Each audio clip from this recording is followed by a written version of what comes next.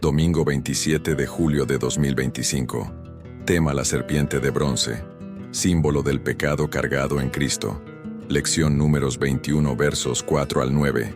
Texto: San Juan 3 versos 14 y 15. Comenzando la explicación del tema, en primer lugar hay que decir, en honor a las Escrituras, que el título del tema no es correcto, como tampoco estas palabras que encontramos en la explicación del capítulo 21, que dicen, la serpiente no es símbolo de Cristo, sino del pecado cargado en él.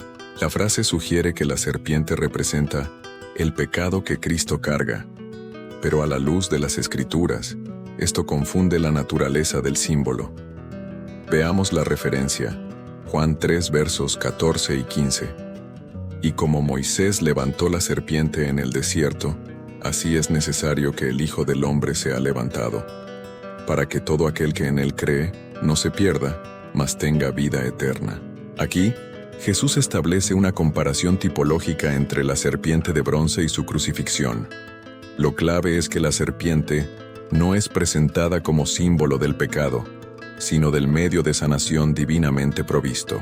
Números 21 versos 8 y 9. Y Jehová dijo a Moisés, hazte una serpiente ardiente, y ponla sobre un asta, y cualquiera que fuere mordido y mirare a ella, vivirá. Y cuando alguno era mordido por una serpiente, miraba a la serpiente de bronce y vivía. El texto muestra que la serpiente no representa el pecado que mordió al pueblo, sino la solución que Dios ofrece. No es símbolo del veneno, sino del remedio. Por lo tanto, la frase símbolo del pecado cargado en Cristo es teológicamente imprecisa porque invierte el significado. La serpiente no es pecado, sino símbolo de sanación. Cristo no se representa como pecado, sino como quien carga el pecado para redimir. Ver Isaías 53 versos 4 y 6.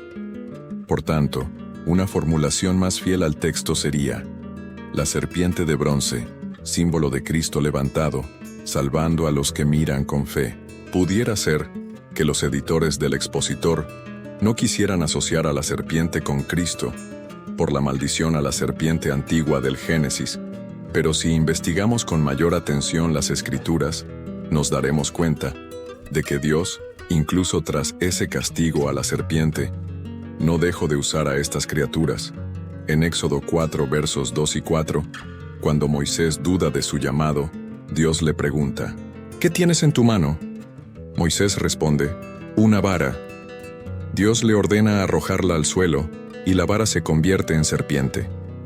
Luego le dice, extiende tu mano y tómala por la cola. Moisés obedece, y la serpiente vuelve a ser vara. Aquí, la serpiente no representa el mal, sino el poder divino que respalda a Moisés. Más adelante, en Éxodo 7 verso 12, las serpientes de los magos egipcios también aparecen, pero la vara de Aarón devoró las varas de ellos, mostrando la autoridad de Dios en juicio, usando a esta criatura. Como señala Helmut Thielicke, en su obra Theological Ethics, la soberanía de Dios no está limitada por los símbolos que maldice. Puede reclamarlos para sus propósitos, incluso para prefigurar la redención. Esta interpretación que presento no es una innovación mía, sino que es una interpretación ya por muchos predicada. Por ejemplo, John Wesley, de quien Willis Huber tomó gran parte de su inspiración, escribió, mirando, desde todas las demás cosas, a Jesús, como los israelitas heridos a la serpiente de bronce.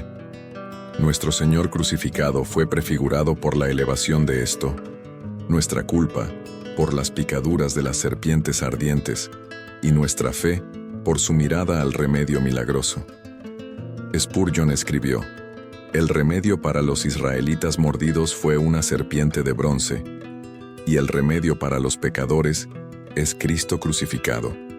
Tonterías, dijeron algunos israelitas al oír que una serpiente de bronce alzada sobre un asta sería el medio de su curación. Si despreciaron a la serpiente de bronce, muchos desprecian a Cristo crucificado.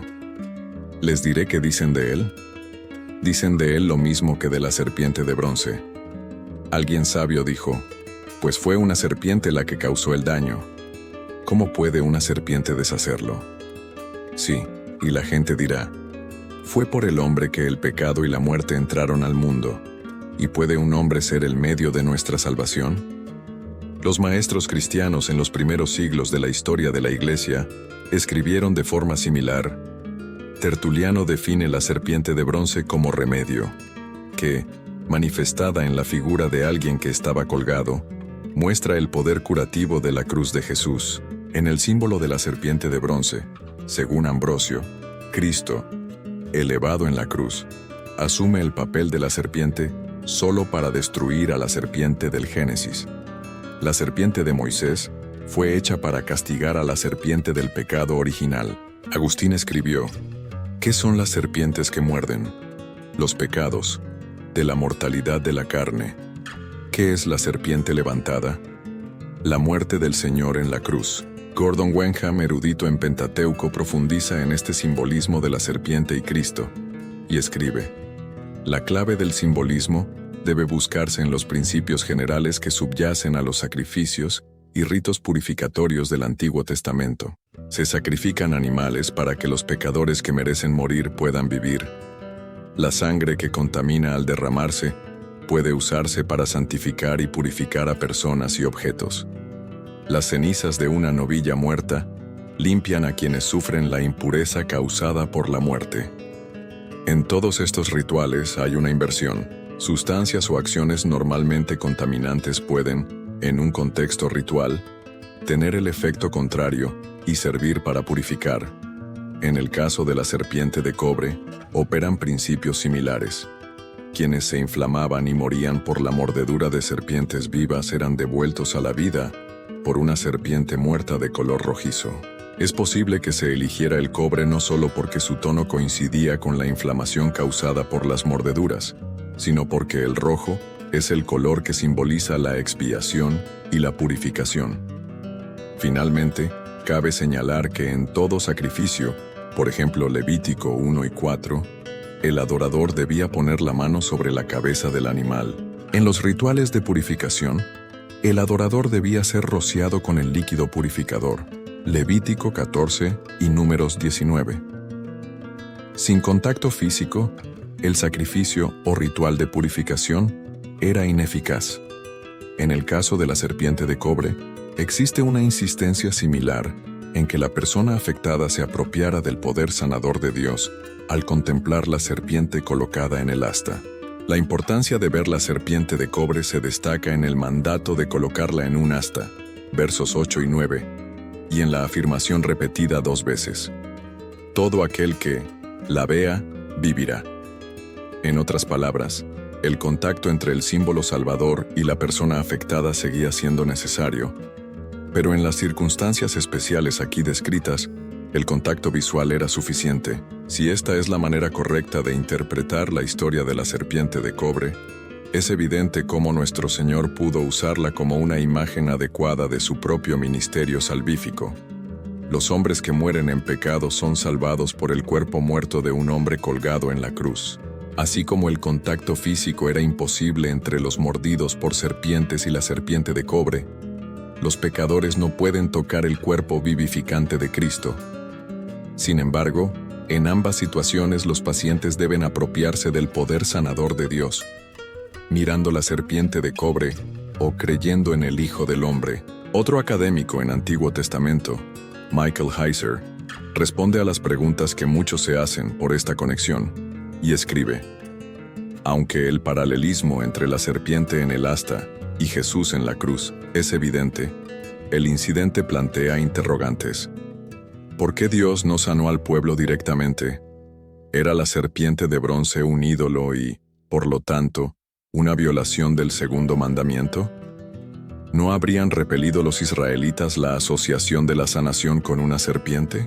Podríamos relacionar erróneamente la serpiente en el asta de Números 21 con la serpiente en el jardín de Génesis 3.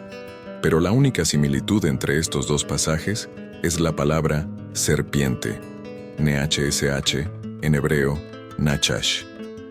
El Nachash de Génesis 3 es una figura que actúa independientemente de la voluntad de Dios y en oposición a ella. En Números 21, Las serpientes mordedoras son el instrumento de Dios para juzgar el pecado, y el nachash en el asta es el instrumento de Dios para sanar a quienes son castigados por el pecado. En parte, la respuesta a la pregunta ¿por qué una serpiente? Se encuentra en la antigua práctica de que una persona afectada por un objeto puede ser curada o liberada por la imagen de ese mismo objeto. Ante la falta de conocimientos médicos sofisticados, las culturas antiguas buscaban curas para dolencias físicas o maldiciones percibidas por estos medios. Podemos encontrar varios ejemplos de este antiguo enfoque médico en otros pasajes del Antiguo Testamento. Por ejemplo, los filisteos fabricaron 5 objetos de oro que correspondían a una aflicción que Dios envió sobre sus ciudades, ver 1 Samuel 6 versos 5 al 18. Tanto Moisés como Eliseo purificaron el agua potable utilizando elementos que, de otro modo, la contaminarían, ver Éxodo 15 verso 25 y 2 de Reyes 2 verso 21. Eliseo no recibió instrucciones de Dios para proceder como lo hizo, por lo que aparentemente creyó que Dios le daría poder al gesto. En Números 21, Dios utiliza esta idea cultural familiar para comunicar una oferta de liberación divina a los israelitas. El uso que Dios hace del simbolismo de la serpiente para la sanación era apropiado por otras razones. Los israelitas, al igual que otros pueblos semitas, asociaban las serpientes con la vida y la sanación. Se creía que las serpientes tenían poderes regenerativos porque mudaban de piel. Las imágenes de serpientes eran un motivo común en el arte del antiguo Cercano Oriente. Las tinajas de almacenamiento a menudo incluían imágenes de serpientes, quizás para evitar robos o deterioro. El dios griego de la sanación, Asclepio, era representado como una serpiente.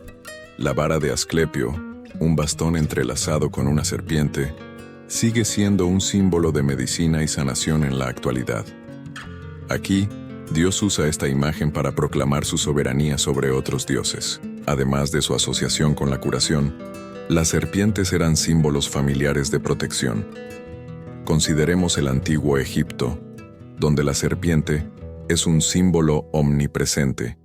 Se creía que la serpiente Uraeus en la corona del faraón lo inmunizaba y le permitía sanar. Otros iconos de serpientes servían como guardianes divinos. El enfrentamiento entre Moisés y el faraón, en el que la serpiente de Dios devoró las serpientes egipcias, transmitió un poderoso mensaje teológico sobre la superioridad de Dios, ver Éxodo 7 versos 8 al 13.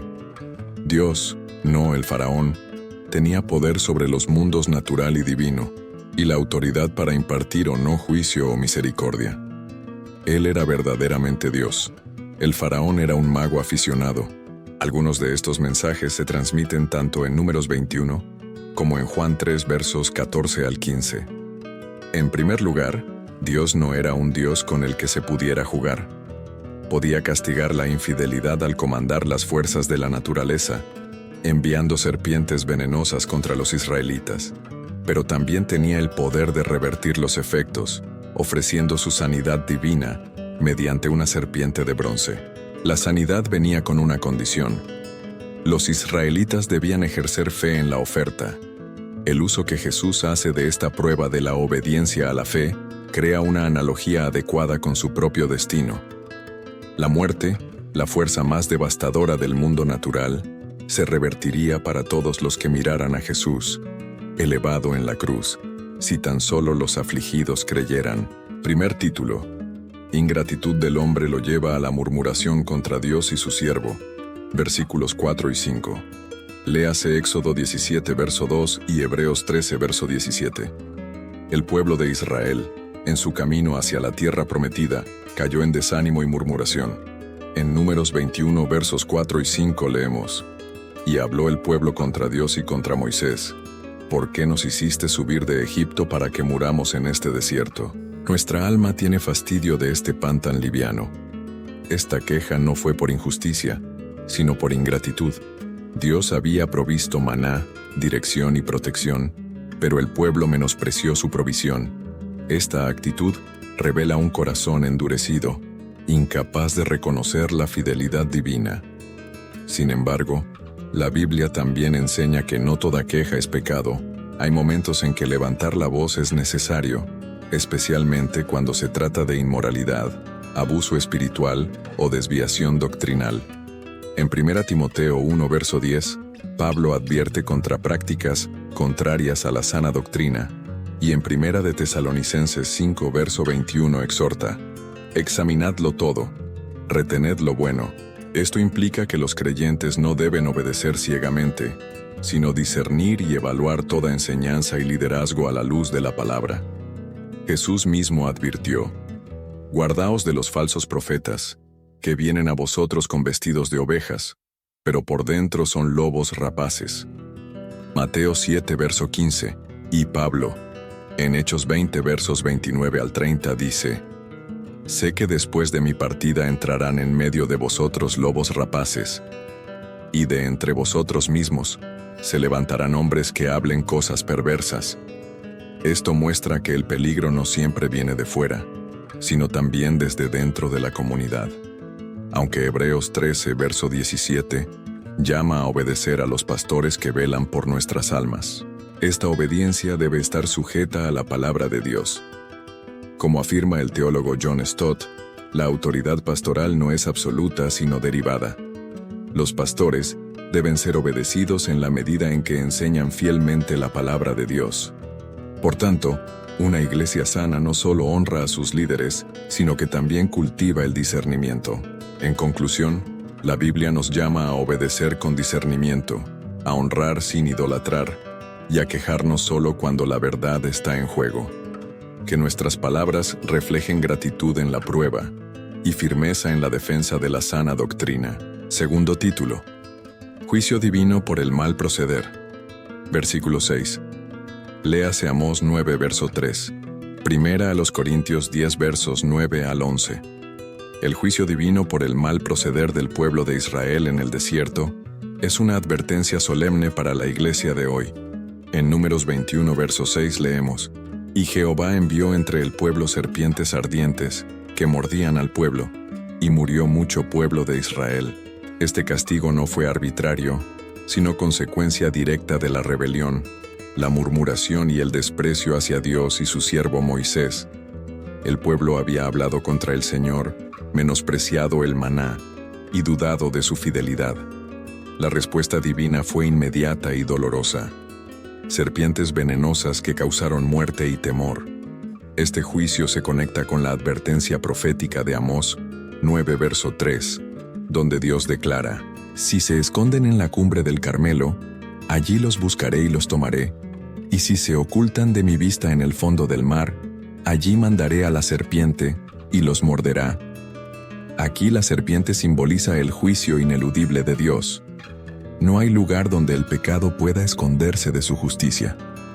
El uso de la serpiente como instrumento de corrección revela que Dios puede usar incluso lo que fue símbolo de maldición para ejecutar su propósito santo. El apóstol Pablo retoma esta historia en 1 de Corintios 10 versos 9 y 11, advirtiendo a la iglesia: ni tentemos al Señor, como también algunos de ellos le tentaron, y perecieron por las serpientes. Y estas cosas les acontecieron como ejemplo, y están escritas para amonestarnos a nosotros. La historia de Israel no es solo un relato antiguo, sino una lección viva para los creyentes. La tentación, la queja y la desobediencia siguen siendo peligros reales, y Dios sigue siendo justo y santo. Sin embargo, en medio del juicio, también vemos la gracia. En Números 21 verso 7, el pueblo reconoce su pecado: hemos pecado por haber hablado contra Jehová, y contra ti. Ruega a Jehová. La confesión sincera abre la puerta a la intercesión. Moisés ora por el pueblo, y Dios responde con una solución que apunta proféticamente a Cristo, la serpiente de bronce levantada en alto, verso 9, figura del Salvador crucificado. El teólogo Matthew Henry comenta sobre este pasaje: Dios hizo una provisión maravillosa para su alivio. Había mucho evangelio en esto. Así como Moisés levantó la serpiente en el desierto, así el Hijo del Hombre sería levantado. Tercer título: reconocer y confesar el pecado trae perdón y vida eterna. Versículos 7 al 9. Léase Salmo 32, verso 5, Hebreos 12, verso 2. En medio del juicio divino por la murmuración del pueblo, Dios revela su gracia de forma sorprendente. En Números 21, versos 8 al 9, leemos: Hazte una serpiente ardiente, y ponla sobre un asta, y cualquiera que fuere mordido y mirare a ella, vivirá. La serpiente de bronce levantada en alto se convierte en símbolo de sanación. No se trataba de magia ni de idolatría, sino de obediencia y fe. Mirar con esperanza a lo que Dios había provisto como remedio. Este acto de mirar con fe anticipa la obra redentora de Cristo. En Hebreos 12, verso 2 se nos exhorta: puestos los ojos en Jesús, el autor y consumador de la fe. Así como los israelitas miraban a la serpiente para vivir, nosotros miramos a Cristo crucificado para recibir vida eterna. Jesús mismo lo confirma en Juan 3, versos 14 al 15. Y como Moisés levantó la serpiente en el desierto, así es necesario que el Hijo del Hombre sea levantado, para que todo aquel que en él cree no se pierda, mas tenga vida eterna. Pero esta vida comienza con confesión. En Salmo 32, verso 5, David declara: Mi pecado te declaré, y no encubrí mi iniquidad, y tú perdonaste la maldad de mi pecado. El perdón no llega por mérito, sino por reconocer el pecado y confiar en la misericordia de Dios. El pueblo de Israel lo entendió cuando dijo: Hemos pecado por haber hablado contra Jehová. Números 21, verso 7.